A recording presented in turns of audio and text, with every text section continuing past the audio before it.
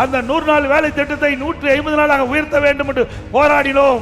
தொடர்ந்து மத்திய அரசுக்கு அழுத்தம் கொடுத்தோம்.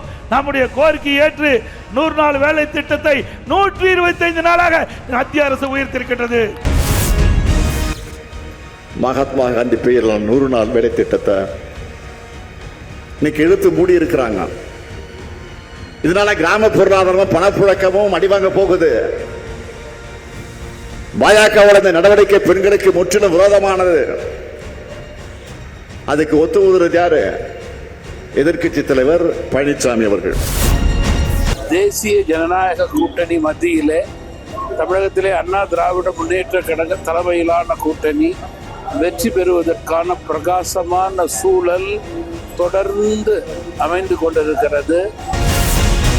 யாராவது தமிழ்நாட்டில் உத்தரப்பிரதேசத்துக்கு வாழ்வாதாரத்தை தேடிக்க போறாங்களா?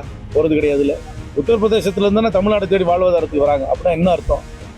உத்தரப்பிரதேசத்தை விட தமிழ்நாடு வளர்ந்துருக்குன்னு தானே அர்த்தம். அந்த கோர்ட்டு ஜட்ஜ்மெண்ட் கொடுத்த ஜட்ஜு மேலே பாராளுமன்றத்தில் இம்ப்ளீச்மெண்ட் நோட்டீஸ் கொடுக்குறாங்க. அவரை பதவி நீக்கம் செய்யணும்னு என்ன ஒரு கேளிக்கையாக இருக்கிறது. கூட்டணி வச்சுக்கலாம், தேர்தலில் இடம் சீட்டு பிரிச்சுக்கலாம், போட்டியிடலாம் என்பது வேறு.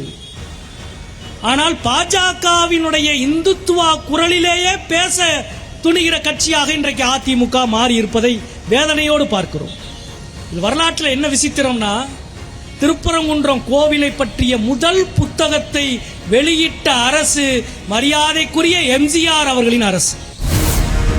ஒரு ஆளை மதம் மாத்துவாங்க, ஒரு மனிதனை மதம் மாத்துவாங்க, பேர் மாத்தி ட்ரெஸ்ஸை மாத்தி ஏதாவது ஒரு சடங்கு பற்றி மதம் மாத்துவாங்க.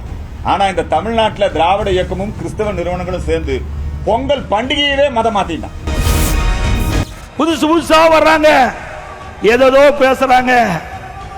அண்ணா திமுக தான் எதிரிகளை வீழ்த்தக்கூடிய பலம் வாய்ந்த கட்சி.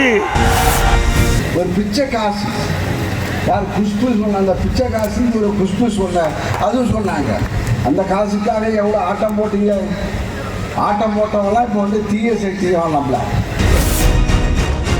கிறிஸ்தவ பெருங்குடி மக்களும் முஸ்லீம்களும் RSS கிளை அமைப்புகளாக இருக்கக்கூடிய தாவேகாவிடமும் நாம் தமிழரிடமும் அவர்கள் எச்சரிக்கையாக இருக்க வேண்டும் என்று நாங்கள் கோரிக்கை வைக்கின்றோம்.